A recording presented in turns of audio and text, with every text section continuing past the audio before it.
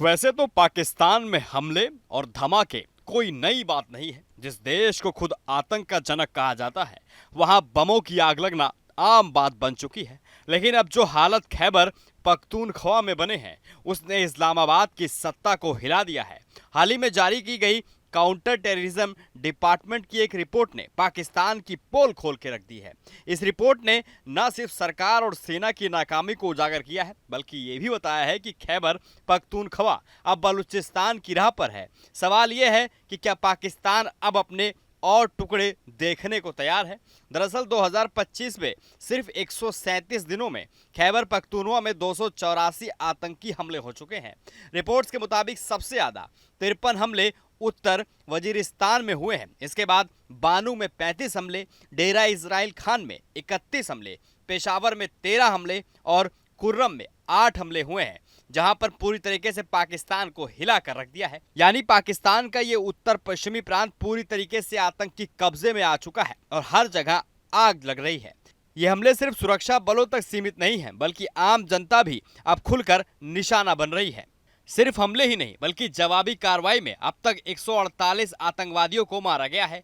डेरा इस्माइल खान ने, जो खुद मुख्यमंत्री अली आमीन गंडापुर का गृह क्षेत्र है, वहां सबसे ज्यादा यानी 67 आतंकी मारे गए हैं। वहीं आतंकवाद से जुड़े मामलों में 11,000 से ज्यादा संदिग्धों के नाम सामने आए हैं, जिनमें से केवल 95 लोगों को गिरफ्तार किया गया है।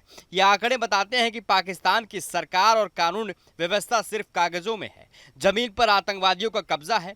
खैबर पख्तूनख्वा के मौजूद हालातों को जिम्मेदारी सिर्फ आतंकियों पर नहीं, बल्कि पाकिस्तान के 3 बड़े नेता नवाज शरीफ, इमरान खान और शहबाज शरीफ पर भी आती है। नवाज ने सेना से मिलकर तालिबान को पनाह दी, इमरान खान ने खुले आम अफगान तालिबान का समर्थन किया और टीटीपी से बातचीत की पैरवी की। वहीं शहबाज शरीफ की सरकार बस बयानबाजी तक सीमित रही है।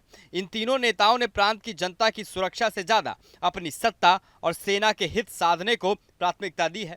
अब सवाल ये उठता है कि क्या खैबर पख्तूनख्वा भी बलूचिस्तान की तरह पाकिस्तान से अलग हो सकता है। अगर ग्राउंड रियलिटी की बात करें तो ये सवाल अब अटकल नहीं, बल्कि ये गंभीर चेतावनी है। जिस तरह बलूचिस्तान में पाक सेना के खिलाफ विद्रोह है, उसी तरह खैबर पख्तूनख्वा में भी टीटीपी और अन्य स्थानीय गुट अब सेना और सरकार के खिलाफ हथियारबंद हो चुके हैं।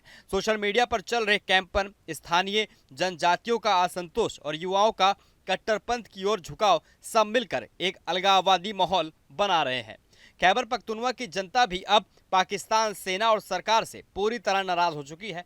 आए दिन होने वाले सैन्य ऑपरेशन, फर्जी मुठभेड़ और स्थानीयों पर हो रहे अत्याचारों ने लोगों को गुस्से में ला दिया है। रिपोर्ट्स के मुताबिक बीते 1 साल में सेना के खिलाफ 50 से ज्यादा विरोध प्रदर्शन हुए हैं, जिनमें आम लोग, छात्र, बुद्धिजीवी शामिल थे। कई जगहों पर सेना की गाड़ियों को घेरा गया है, उनके खिलाफ नारेबाजी हुई है। सेना को स्थानीय इलाकों से निकलना पड़ा। वहीं 137 दिन और 284 हमलों के बाद ये सवाल अब मुखर हो जाता है, क्या पाकिस्तान अब टूटने के कगार पर है। बलूचिस्तान के बाद खैर पख्तूनख्वा भी आज़ादी की मांग उठाएगा। इस्लामाबाद को इसका जवाब जल्द देना होगा, वरना इतिहास और टूटती हुई हकीकत लिखेगा, और शायद इस बार खून से। जिस तरीके से पाकिस्तान में हालात बने हैं, चारों तरफ बम ब्लास्ट हो रहे हैं और बलूचिस्तान के बाद खैबर पख्तूनख्वा भी अब अलग होने की राह पर निकल पड़ा है। अब आपकी क्या राय इस पूरी वीडियो को लेकर हमें कमेंट बॉक्स में कमेंट करके जरूर बताइए, और चैनल पर नए हैं तो सब्सक्राइब करना ना भूलें। न्यूज नेशन अब व्हाट्सएप पर खबरों की ताजा अपडेट के लिए न्यूज नेशन के इस क्यूआर कोड को स्कैन करें।